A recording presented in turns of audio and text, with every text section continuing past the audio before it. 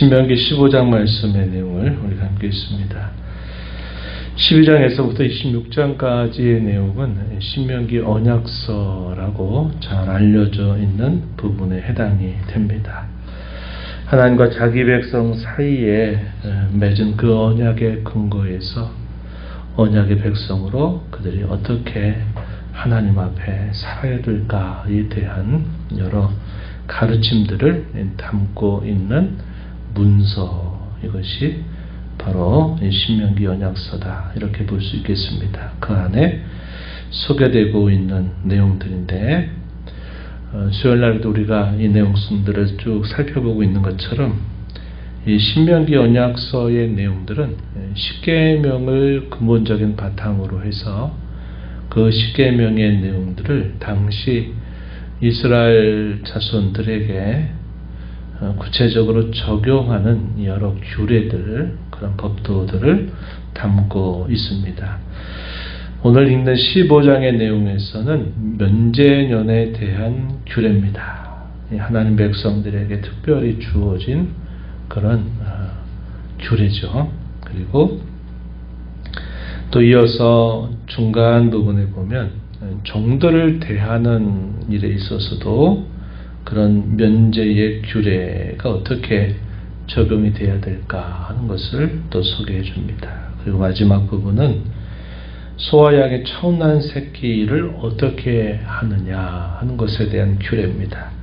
처음 난 것들은 항상 여호와께 돌리는 것이 기본적인 원칙입니다. 그것은 이스라엘 백성들이 애굽에서 이제 풀려나오게 되는 그 마지막 10번째 재앙 중에서 장자나 모든 가축들의 처음 난 것들이 죽음의 사자들에 의해서 결국 죽게 되면서 결국 애굽의 바로가 이스라엘 자손들을 나가게 해주는 그런 일이 되었던 것입니다. 그것을 바탕으로 해서 주어진 규례가, 첫 번째 것은 항상 여호와께 구별하여 드릴 것을 말씀해 주는 내용들이 되겠습니다.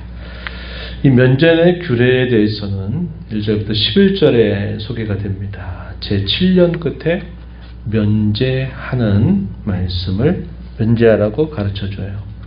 소위 안식년 제도라고 볼 수 있는 것입니다. 하나님이 처음 세상을 창조하시고 6일 동안 하나님이 모든 창조의 사역을 마무리하시고 제7째 날을 쉬시면서 그들에게 안식하도록 하나님 명령하시죠.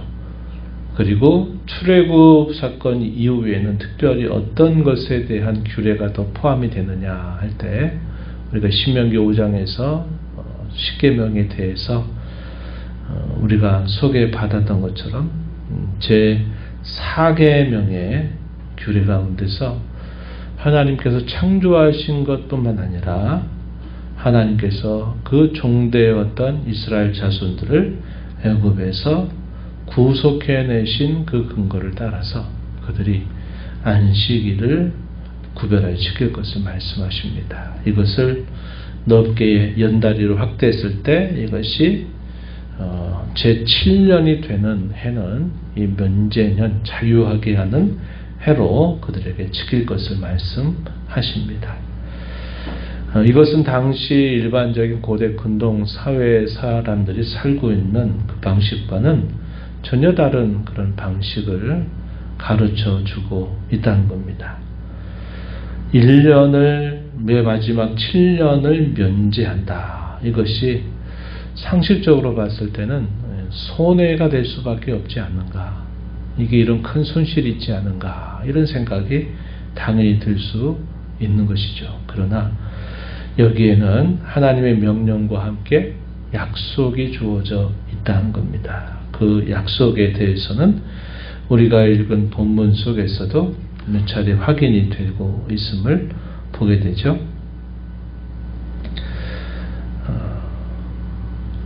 7절, 8절 말씀에 쭉 소개가 되다가 뒤로 쭉 가서 보면 10절에 소개가 되고 있어요. 10절에 한번 보세요. 너는 반드시 그에게 줄 것이요 줄 때는 아낀 마음을 품지 말 것이니라. 이로 말미암아 내 하나님 여호와께서 내가 하는 모든 일과 내 손이 닿는 모든 일에 너에게 복을 주실 것이다. 이렇게 말합니다. 상식적으로는 이렇게 하면 큰 손해가 닥칠 것이다 라고 생각할 수 있겠지만, 그러나 하나님은 그렇게 하라 하는 명령과 함께 그렇게 할 경우에는 하나님께서 그의 셈법을 통하여 하나님이 그들에게 더 풍성한 것을 예비해 주시리라, 이렇게 약속을 하고 있습니다. 이런 안식년 제도가 궁극적으로 무엇을 우리에게 바라보게 하느냐, 예수님으로 말미암아 얻게 될 영원한 안식을 우리로 하여금 바라보게 하는 그런 예표적인 성격이 있다 한 것입니다. 면제년의 규례는 이 면제년이 되었으면 모든 체주들은 그것을 면제주라고 한 것입니다. 그리고 또 독촉하지도 말라라고 이렇게 또 이야기를 해주는 것입니다. 그리고 반면에 이제 예외가 되는 경우에는 이방인이나 임시 체류자에게는 그들이 갚지 않을 때는 독촉할 수 있겠으나 하나님 백성들에게는 독촉해서는 안 된다, 이렇게 가르쳐 줍니다. 그리고 이 하나님의 백성들이 그의 같은 동족들에게 어떤 마음을 가지고 살아야 되느냐 할 때 우리가 읽은 본문 7절 이하로부터 이렇게 소개해 줍니다. 마음을 완악하게 하지 말아라. 손을 움켜쥐지 말아라. 손을 펴서 쓸 것을 넉넉히 공급해 주어라, 이렇게 말합니다. 또한 마음에 악심을 품지 말아라, 이렇게 말씀하죠. 그리고 구제할 것이고 아끼는 마음을 품지 말아라, 이렇게 말합니다. 그래서 이런 나눔과 구제의 이런 방법에 있어서는 넉넉한 마음, 하나님께로부터 받은 그 넉넉한 은혜를 기억하면서 그들에게 아낌없이 베풀 것을 말씀하고 있다는 겁니다. 땅에는 항상 가난한 자가 그치지 아니할 것이다, 이렇게 말씀하시면서 그러한 이들을 향해서 너의 손을 항상 펴도록 하여라, 이런 말씀을 더해 주시면서 하나님의 백성 된 자들이 어떤 마음을 가지고 그의 이웃에게 대하여 대해야 될까 하는 것을 잘 가르쳐 주고 있습니다. 그렇게 하는 경우에도 분명히 약속이 주어지죠. 4절, 5절, 6절 이렇게 표현했습니다. 뭐라고 말씀했냐면 4절 하반절에 보면 내 하나님 여호와께서 내게 기업으로 주신 땅에서 내가 반드시 복을 받으리니 너희 중에 가난한 자가 없을 것이다. 6절에서는 내 하나님 여호와께서 내게 허락하신 대로 내게 복을 주시리니 여러 나라에 내가 구워줄지라도 너는 꾸지 아니할 것이고 내가 여러 나라를 통치할지라도 너는 통치를 당하지 않을 것이다. 이게 하나님이 약속하고 있는 그의 나라의 셈법이다 하는 것을 우리가 확인할 수 있습니다. 4절로부터 6절에서 우리가 확인하고 또 우리가 읽었던 10절에서도 역시 소개를 해주고 있습니다. 그리고 종들이 되는 경우에도 역시 이러한 원리는 그대로 적용이 되는데 동족인 히브리 남자나 히브리 여자가 팔려서 6년 동안을 섬기게 했다면 제7년째는 그를 자유롭게 놓아주도록 해라, 이렇게 말씀을 합니다. 당시 고대 근동사회, 심지어는 신약시대에 이르기까지 그 고대의 오랜 시간 동안 종들은 인격적인 대우를 받지 못했고 주인의 하나의 소유물에 해당이 됩니다. 주인의 처분에 따라서 그 종들의 운명이 결정돼도 되는 그런 시대였다는 겁니다. 그러나 하나님은 자신들의 동족들에 대해서는 그들이 일시적으로 형편이 어려워서 종이 되는 경우가 있다 할지라도 6년 동안은 그들을 섬기게 할지라도 제7년 면제년이 될 때는 그들을 놓아서 자유롭게 해주라, 이렇게 말씀을 하고 있습니다. 그리고 자유롭게 해줄 때 빈손으로 돌려보내지 말 것이다. 그리고 여호와께서 그동안 자신에게 복을 주신 것에 비례하여서 그에게 후히 주도록 해라. 이렇게 말씀을 주고 있다 하는 겁니다. 이러한 명령을 순종하는 하나님 백성들의 입장에서 봤을 때 중요한 것은 양심의 문제에 해당된다. 이렇게 우리가 볼 수 있는 부분입니다. 하나님이 내게 많은 걸 주셨지라고 생각을 하고 그런 사람에게는 많은 것으로 그의 종에게 돌려주는 자세를 가질 것이고, 실제적으로 많은 걸 얻었지만 그의 마음이 인색해서 나는 많은 거 얻지 못했어, 나는 이 정도밖에 안 돼 라고 생각하는 사람은 또 그거에 따라서 그렇게 할 것입니다. 그러니까 그것은 그 각자의 양심에 달려서 하나님 앞에 정직하게 그 양심을 따라서 그의 동족에게 나눠줘야 된다 하는 것을 우리가 알게 되죠. 그게 마음의 문제라는 겁니다. 여유롭고 넉넉한 마음을 가진 사람은 내가 많은 것을 여호와께로부터 받았지 하고 많은 것을 나눌 수 있는 반면에, 그렇지 못한 사람들은, 마음에 넉넉함이 없는 사람들은 가진 것이 많이 있어도 주기를 아까워하고 인색한 태도를 취할 것입니다. 하나님 그 모든 것들을 다 보셔요. 그러면서 약속하신 것처럼 하나님 나라의 셈법을 통하여 그들에게 하나님께서 복을 더해 주신다. 이렇게 말씀하고 있다는 것입니다. 이런 명령을 내리는 근본적인 그 전제가 뭘까요? 하나님께서 종살이 있었던 그 백성들을 풀어서 자유하는 하나님의 백성으로 삼아주셨다는 것이죠. 이것이 하나님께서 이런 모든 명령과 규례를 주시는 가장 중요한 전제가 된다. 오늘날 말로 바꾸면 뭘까요?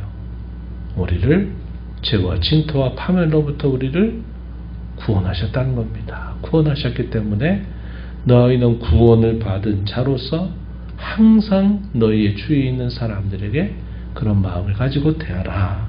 이렇게 적용할 수 있는 말씀이 되겠습니다.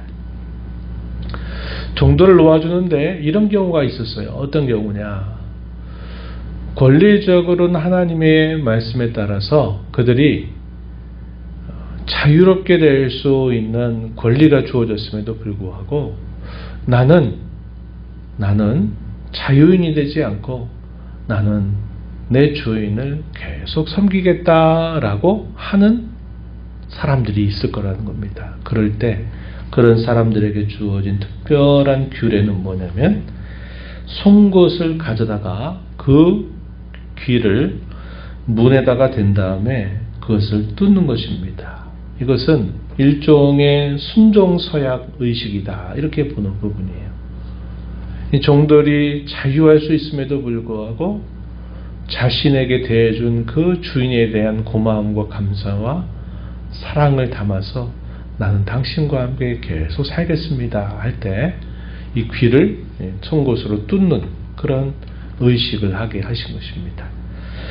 이것은 귀 뚫린 종에 대한 특별한 규례에 해당이 돼요. 그렇게 했다 하더라도 만약에 그가 훗날에 자유하게 되기를 그가 원할 때는 그를 도와주는 것을 이렇게 하지 말아라 한 겁니다. 자발적인 종이 되는 것이죠. 자발적인 종. 자유할 수 있음에도 불구하고 나는 내가 자발적으로 당신의 종으로 난 여기서 함께 당신과 살겠습니다. 이러한 특별한 규정이 표현되고 있는 것입니다.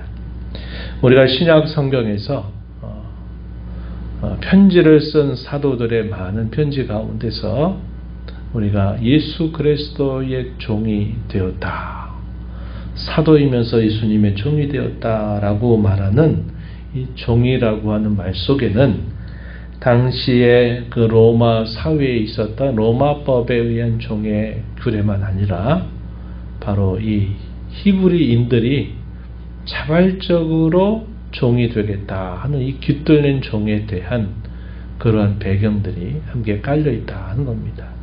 그래서 사실 일반적인 사회에서는 내가 종이다라고 말할 때 그게 얼마나 부끄럽고 수치스럽고 얼마나 그것이 다른 사람들이 듣기에 꺼리는 말이 될지 몰라요. 그러나 우리가 신약 성경에서 내가 예수 그리스도의 종이 되었다, 하나님의 종이 되었다라고 말할 때 그 종된 개념은 내가 어쩔 수 없어서 내가 종이 된 게 아니라, 매여 있는 종이 된 게 아니라 나를 자유하게 하셨지만 내가 그분을 사랑해서 그분을 기뻐해서 내가 그의 종이 되기로 내가 작정했다라는 이런 깃들린 종에 대한 그런 의미들이 거기에 담겨 있다 하는 겁니다. 그래서 바울 사도나 여러 사도들은 내가 하나님의 종이 된 것을 자랑스럽게 여기는 거죠. 기뻐하는 거죠. 내가 어쩔 수 없이 매여서 종처럼 내가 이렇게 되었다 하는 식의 생각이 아니라 자원하는 마음을 가지고 자발적인 종이 되는 것을 표현하고 있다 하는 것입니다. 이런 특별한 교회에 있어서 결국 하나님이 이런 명령을 그들에게 주시는 것은 그들을 구원하신 하나님이 그들에게 더 많은 복을 그들에게 누리게 하시려고 주시는 특별한 규정들입니다. 이 세상을 바라보고 세상 사람들이 어떻게 하는가를 보고 따라가면 이렇게 할 수 없죠. 그러나 하나님께서 구원하신 그 은혜를 기억하면서 이렇게 명령에 순종할 때는 하나님이 그의 약속대로 그 나라의 셈법을 따라서 하나님이 그들을 기억하시고 복을 주신다는 것을 말씀하고 있다 하는 겁니다. 이런 원리들은 오늘날 우리에게도 그대로 적용되고 있다는 겁니다. 우리가 어려움을 당하게 될 때 그 어려움 가운데에서도 인내하고 우리를 싫어하고 또 괴롭히는 사람 앞에서 우리가 함께 똑같이 맞서서 그들에게 대항하지 않고 그것을 인내하고 참아내고 하는 것들이 세상에서는 이게 다 손해라고 보는 겁니다. 참 약하다라고 보이는 거죠. 자기가 열심히 일을 하고 노동을 해가지고 얻은 수입 중에 또 그 수입의 전부를 하나님 우리에게 주신 것이다 생각하고 그분께 우리가 감사로 돌려드리고 어려운 사람들을 향해서 나누고 섬기면서 이렇게 하는 것들이 세상 사람들이 볼 때는 왜 그렇게 손해볼 짓을 하느냐라고 생각할지 모르지만 하나님께서는 그들에게 어떻게 하십니까? 하나님 나라의 그런 원칙을 따라서 하나님이 더 풍성한 은혜를 더해 주신다는 겁니다. 이것이 우리 성도들이 이 땅을 바라보면서 우리가 세상 가운데 살면서도 이렇게 구별된 하나님의 자녀로 살아가는 우리의 삶의 모습이다 하는 것을 우리가 꼭 기억해야 되겠습니다. 우리 살아온 인생의 걸음을 되돌아보면 우리가 이런 사실을 고백할 수 있게 돼요. 많은 것들이 사람들의 눈에 봤을 땐 손해가 되고 다 그것이 약한 모습으로 보여질지 모르지만 그러나 우리 살아온 삶을 보면 하나님이 그의 방법을 통해서 우리에게 많은 것들을 더해 주셨다 하는 것을 우리가 알게 되는 겁니다. 우리 이렇게 살아가는 사람들입니다. 우리가 하나님의 성도가 되었기 때문에 그렇게 살아가는 삶임을 우리가 기뻐하면서 이런 말씀의 규례를 따라서 더 여유롭고 넉넉한 마음을 가지고 하나님 앞에 또 다른 사람들 향해서 나누고 섬기는 그런 삶을 살아가는 저와 여러분이 되기를 바랍니다.